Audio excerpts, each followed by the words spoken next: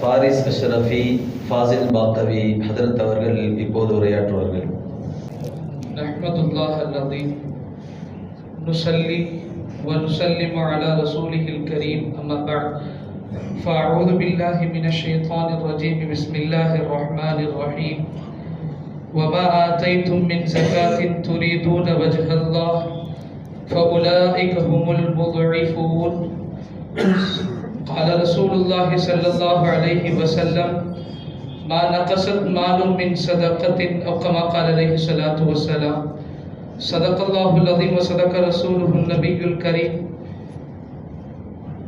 அல்லாஹ்வுக்கே எல்லா புகழும்.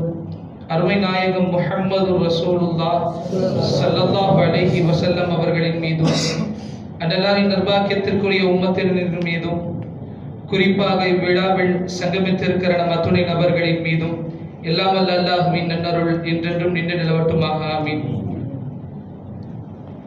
கண்ணியத்திற்குரிய விழா தலைவர் அவர்களே,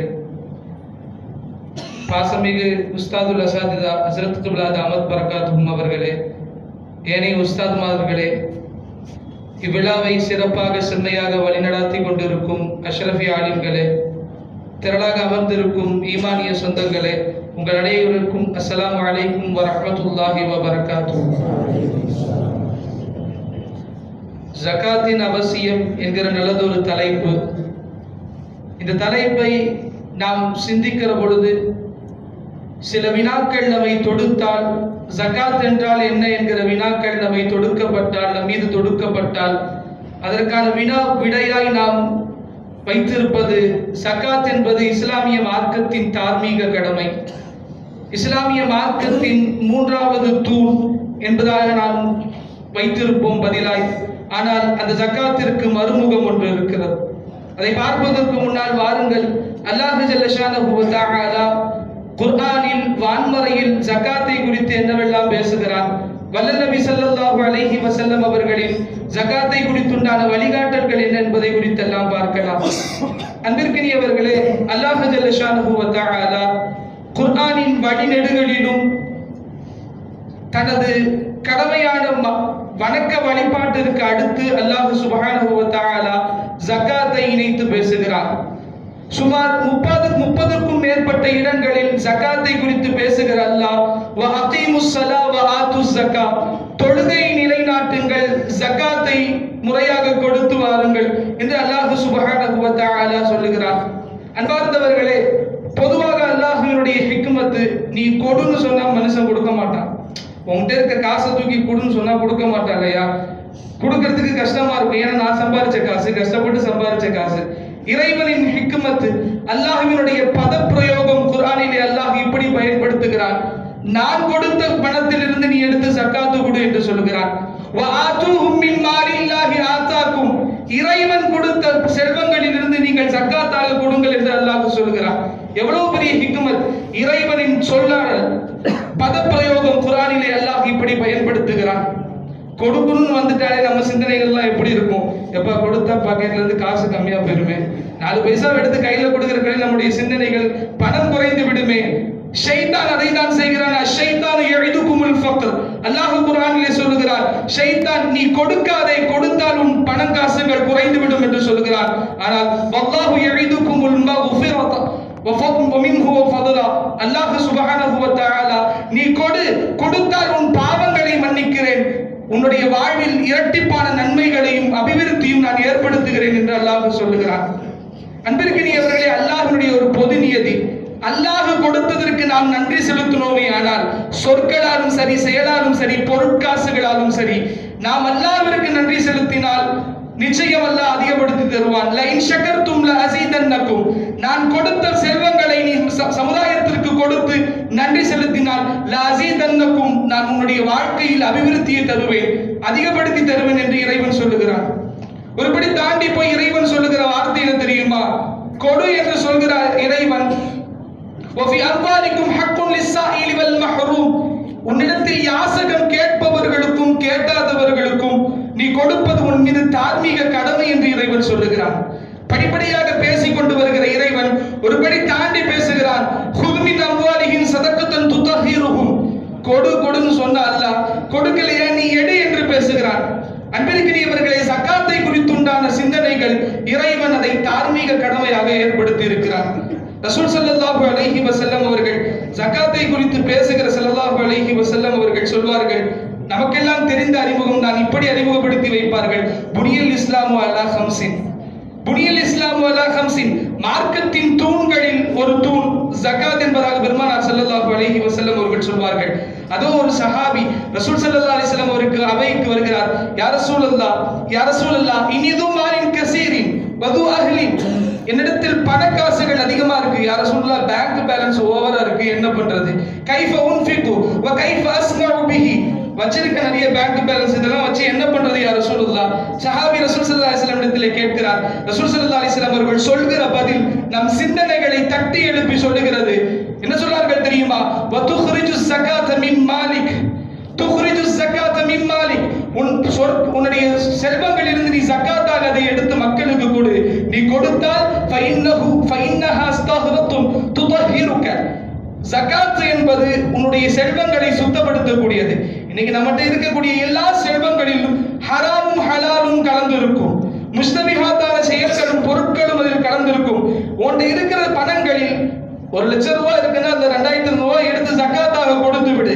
ஃபைன்னஹா துதஹிருக, அது உன்னுடைய செல்வங்களை சுத்தப்படுத்தும் என்பதாக பெருமானார் ஸல்லல்லாஹு அலைஹி வஸல்லம் அவர்கள் ஜகாத்தை குறித்து அறிமுகப்படுத்துகிறார்கள். வேறொரு ஹதீசுகளை நாம் தேடி பார்க்கிற பொழுது பெருமானாரின் வார்த்தை அது மார்க்கத்தின் பரிபூரணம். ஜகாத் என்பது மார்க்கத்தின் பரிபூரணம். ஃபைன்ன இத்மாம இஸ்லாமிக்கும், ஃபைன்ன இத்மாம இஸ்லாமிக்கும் அன் துஅத்து ஜகாத் அம்வாலிக்கும், உங்களின் மார்க்கத்தின் பரிபூர்ணத்துவம் நீங்கள் ஜகாத்தில் கொடுப்பதில் இருக்கிறது என்று சொல்கிறார்கள் ஸல்லல்லாஹு அலைஹி வஸல்லம் அவர்கள். அடுத்த ஹதீஸ் புத்தகத்தை நாம் பார்க்கிற பொழுது பெருமானார் ஸல்லல்லாஹு அலைஹி வஸல்லம் அவர்கள் நாம் கொடுக்கிற ஜகாத் நம் ஈமானின் சுவையை சுவைக்க செய்யும் என்று சொல்கிறார்கள். நம் ஈமானின் சுவையை சுவைக்க செய்யும் என்று ஸல்லல்லாஹு அலைஹி வஸல்லம் அவர்கள் சொல்கிறார்கள். அடுத்து கடைசியாக நாம் பார்க்கிற பொழுது பெருமானார் ஸல்லல்லாஹு அலைஹி வஸல்லம் இப்படி ஒரு வார்த்தை சொல்கிறார்கள், நீ ஜகாத் கொடுத்தால் ஜகாத் உன் சுவன பிரவேசத்திற்கு காரணமாக சேரும். நீ கொடுக்கிற ஜகாத் உன் சுவன பிரவேசத்திற்கு காரணமாக சேரும். மன் அகாம ஸலாத வ ஆத ஸகாத தഖலல் ஜன்னah, யார் தொழுகையை தொழுது ஜகாத்தை பரிபூர்ணமாக முறையாக நிலைநாட்டுவார்களோ, ஜகாத்தை கொடுப்பார்களோ, தഖலல் ஜன்னah, அவர் சொர்க்கத்தில் நுழைவார் என்பதாக பெருமானார் ஸல்லல்லாஹு அலைஹி வஸல்லம் அவர்கள் சொல்கிறார்கள். ஒருபடி தாண்டி ஜகாத்தினுடைய நன்மை நம் சொர்க்கத்தோடு நின்று விடவில்லை, சொர்க்கத்தை தாண்டிய நிலைமைகளையும் நமக்கு தருகிறது. பெருமானார் ஸல்லல்லாஹு அலைஹி வஸல்லம் இடத்தில் ஒரு சஹாபி வருகிறார். யா ரசூலல்லாஹ், குதாஹா என்கிற கோத்திரத்தை சார்ந்த ஒரு சஹாபி பெருமானார் ஸல்லல்லாஹு அலைஹி வஸல்லம் இடத்தில் வருகிறார். யா ரசூலல்லாஹ், இன்னி ஷஹீது பில்லாஹ் வ பி அன்னக முஹம்மதன் ரசூலுல்லாஹ், யா ரசூலல்லாஹ், நீங்கள் நபி என்று நான் ஏற்றுக்கொள்கிறேன், அல்லாஹ்வை அது இறைவனாக ஏற்றுக்கொள்கிறேன். வ சும்து ரமலான் நான் ஹஜ் செய்து விட்டேன், நான் ரமலான் நோன்பு வைத்து விட்டேன், நான் ஜகாத்தையும் கொடுத்து விட்டேன். இப்போ என் ஸ்டேட்டஸ் என்னன்னு கேட்கிறாரு. யா ரசூலல்லாஹ், நான் ஜகாத்தை கொடுத்துட்டேன், நோன்பு வச்சிட்டேன், மார்க்கத்தின் தார்மீக கடமைகள் என்று நீங்கள் எதையெல்லாம் அறிமுகப்படுத்தினீர்களோ அந்த 5ஐயும் நான் செய்து விட்டேன், இப்போ என்னுடைய ஸ்டேட்டஸ் என்னன்னு சஹாபி கேட்கிறார். ரசூல் ஸல்லல்லாஹு அலைஹி வஸல்லம் சொன்ன வார்த்தை என்ன தெரியுமா? அன்பிற்கினியவர்களே, மாமின் அஹதின் அலா ஹாகதா, இந்த நிலைமையில் யாரெல்லாம் வஃபாத் ஆகுவார்களோ, மன்மாத் அலா ஹாகதா, யாரெல்லாம் இந்த நிலைமையில் வஃபாத் ஆவார்களோ அவர்கள் மஅ சித்தீகீன வ ஷுஹதா, நாளை சித்தீகீன்கள் ஷுஹதாக்களுடைய அந்தஸ்துகளை, அவங்களுடைய ஸ்டேட்டஸ் எங்கங்க? நாளைக்கு சாதாரண மனிதர்கள் இல்லை, சித்தீகீன்கள் ஷுஹதாக்களுடன் நாம் இருப்போம் என்பதை ஸல்லல்லாஹு அலைஹி வஸல்லம் அவர்கள் நமக்கு சொல்லித் தருகிறார்கள். ஜகாத்தினுடைய மாண்புகளை பெருமானார் ஸல்லல்லாஹு அலைஹி வஸல்லம் அவர்கள் நமக்கு இவ்வாறாக எல்லாம் வகுத்து தருகிறார்கள். அன்பிற்கினியவர்களே, ஜகாத் கொடுப்பதினால் ஏராளமான நன்மைகள் நமக்கு கிடைக்கிறது. ஜகாத்தினுடைய நன்மைகள், முதல் பியூரிட்டி, நம்மகிட்ட இருக்க பண செல்வங்கள் எல்லாம் பியூரிட்டியாக மாறுது. நம்ம இருக்கிற, நம்ம வழக்கு பாஷையில சொல்லணும்னா இருக்கிற பிளாக் கரன்சி எல்லாம் ஒயிட் கரன்சியா மாறிடும். இருக்கிற அனைத்து செல்வங்களும் பரிசுத்தமானதாக ஆக்கப்படுகிறது. ரசூல் ஸல்லல்லாஹு அலைஹி வஸல்லம் அவர்கள் சொல்வார்கள், ஜகாத் கபருடைய வேதனை விட்டு பாதுகாக்கிறது. ஜகாத் நாளை வரும், நான் உன்னுடைய மால் அனமாலுக்கு, நான் உன்னுடைய பண செல்வங்கள் அல்லாஹ்விடத்திலிருந்து அல்லாஹ்விடத்திலே அவனுக்காக ஷஃபாஅத் செய்யும் என்பதாக பெருமானார் ஸல்லல்லாஹு அலைஹி வஸல்லம் அவர்கள் ஹதீஸிலே சொல்வார்கள். அன்பிற்கினியவர்களே, அடுத்ததாக ஹிஃபுல் மால், ஜகாத் கொடுப்பதன் மூலமாக நமக்கு பொருட்செல்வங்களின் பாதுகாப்பு ஏற்படுகிறது.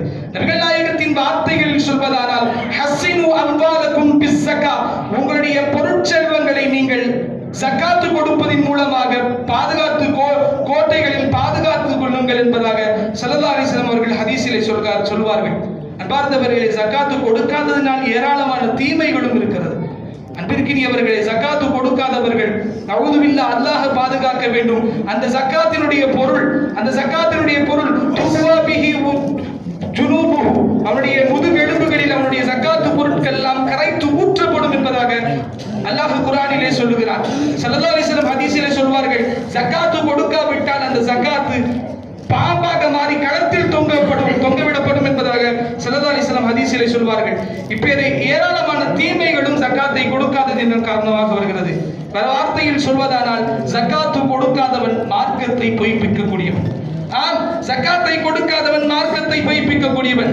அல்லாஹ் குர்ஆனிலே அறிமுகம் செய்கிறார். அராய்தல்லதி யுகத்திபு பித்தீன், மார்க்கத்தை பொய்ப்பிப்பவன் யார் என்று தெரியுமா? கேட்கிற இறைவன் பதில் சொல்லுகிறான். அப்துல் காதருக்கும் அமாவாசைக்கும் அல்லாஹ் ஒரு முடிச்சு போடுறான். நமக்கு யோசிச்சு பார்க்கணும். மார்க்கத்தை பொய்ப்பிப்பவன் யார் தெரியுமா? அராய்தல்லதி யுகத்திபு பித்தீன் ஃபதாலிகல்லதி யதுல் யதீம், வந்து யாசகம் கேட்கிற ஏழைகளை விரட்டடிப்பவன் மார்க்கத்தை பொய்ப்பிக்கக்கூடியவன் என்பதாக அல்லாஹ் சுப்ஹானஹு வ தஆலா சொல்கிறான் என்றால் நம்முடைய சிந்தனைகள் வேண்டும். ஜகாத்தை கொடுக்காவிட்டால் மார்க்கத்தின் பொய்ப்பிப்பாளர்களாக நாம் மாறிவிடுவோம். நஊது பில்லாஹ், அல்லாஹ் நம்மை அதை விட்டு பாதுகாக்க வேண்டும். அன்பிற்கினியவர்களே, ஜகாத்தின் மறுமுகம், ஜகாத் ஒரு வறுமை ஒழிப்பு திட்டம். பெருமானார் ஸல்லல்லாஹு அலைஹி வஸல்லம் அவர்கள் ஏற்படுத்திய ஒரு அழகான திட்டம் வறுமை ஒழிப்பு திட்டம். இன்னைக்கு எத்தனையோ திட்டங்களை குறித்து பேசுகிறார்கள். வறுமை ஒழிப்பு திட்டத்தை நாம் கொண்டு வருவோம் என்று சென்ட்ரல் கவர்மெண்ட் பேசுது, நம்முடைய ஸ்டேட் கவர்மெண்ட் பேசுகிறார்கள், ஜிவிவிடியை கொண்டு வருகிறார்கள், டிஆர்டியை கொண்டு வருகிறார்கள். பிப்ரவரி 20 நம்முடைய நிதியமைச்சர் பேசுகிறார், இந்த தமிழ்நாட்டில் நாம் எப்படியாவது அதை ஒழித்து விடுவோம், வறுமை ஒழிப்பு திட்டத்தை கொண்டு வருவோம். முதலமைச்சருடைய திட்டத்தின் மூலமாக, தாயுமானவர் திட்டம், முதலமைச்சருடைய தாயுமானவர் திட்டத்தின் மூலமாக நாம் வறுமையை ஒழித்து விடுவோம் என்றாலும் பேசுகிறார்கள். 1400 வருடங்களுக்கு முன்னால் பெருமானார் ஸல்லல்லாஹு அலைஹி வஸல்லம் ஏற்படுத்திய திட்டம் ஜகாத் என்பது வறுமை ஒழிப்பு திட்டம். ஆனால் நாம் அந்த திட்டத்தை இன்று பாழாக்கி கொண்டிருக்கிறோம். எப்படி பாழாக்கிறோம்னா, நம்முடைய சிந்தனைகள் ஜகாத்து கொடுக்கணும்னு வந்துட்டோம்னா வீட்டில் உட்காந்து நாம மஷூரா பண்றது. இன்னைக்கு வந்து இவ்வளவு கொடுக்கலாம். நம்ம பொம்பளைலாம் கடைக்கு போனா தெரியும், பார்த்துருப்பீங்க, 4 புடவைக்கு எடுப்பாங்க பெருநாக்கு. பிறந்த பெருநாக்கு புடவை எடுத்துட்டு எப்பா அந்த கொடுக்குற மாதிரி புடவை கொடுப்பான்னு கேள்வி கேட்பாங்க. அவனும் எடுத்து கொடுப்பான், இந்த ஜகாத்து சேரட்டு. இப்படி நம்முடைய சமுதாயங்கள் நாம் ஜகாத்தை கொடுக்கிற நிலையில் வந்து விட்டோம். ஆனால் ஜகாத்தை எவ்வளவு கொடுக்க வேண்டும், எப்பொழுது கொடுக்க வேண்டும் என்பதெல்லாம் நம்முடைய கையில் இல்லை. பெருமானார் ஸல்லல்லாஹு அலைஹி வஸல்லம் ஹதீஸிலே சொல்வார்கள், இன்னல்லாஹ லம் யர்லா யதவல்லஹா மலக்குன் முகர்ரபுன் வலா நபியுன் முர்சலுன் ஹத்தா யதவல்லஹா பிகிஸ்மதிஹா. அல்லாஹ் அதுக்கு பொறுப்பேற்றுக் கொள்கிறான். நபியாக இருக்கட்டும், மலக்காக இருக்கட்டும், யாருக்கும் ஜகாத் எவ்வளவு கொடுக்க வேண்டும் என்கிற பொறுப்பு இல்லை. அல்லாஹ் அதுக்கு பொறுப்பேற்று இருக்கிறான். ஜகாத்தை நீங்கள் இப்படி கொடுக்க வேண்டும், இவ்வளவு கொடுக்க வேண்டும் எல்லாம். அன்பிற்கினியவர்களே, ஜகாத் என்பது மிகப்பெரிய ஒரு வறுமை ஒழிப்பு திட்டம். அல்லாஹ் ஜல்ல ஷானஹு வ தஆலா அதன் முறைப்படி ஜகாத்தை கொடுக்கவும், நபிகள் நாயகம் ஸல்லல்லாஹு அலைஹி வஸல்லம் அவர்களின் ராஜபாட்டையில் பயணிக்கவும் வல்ல இறைவன் தௌஃபீக் தந்தருள் புரிவானாக. ஆமீன். வ ஆகிரு தஅவானா அல்ஹம்துலில்லாஹி ரப்பில் ஆலமீன். அஸ்ஸலாமு அலைக்கும் வ ரஹ்மத்துல்லாஹி வ பரகாத்துஹு. வலைக்கும் அஸ்ஸலாம்.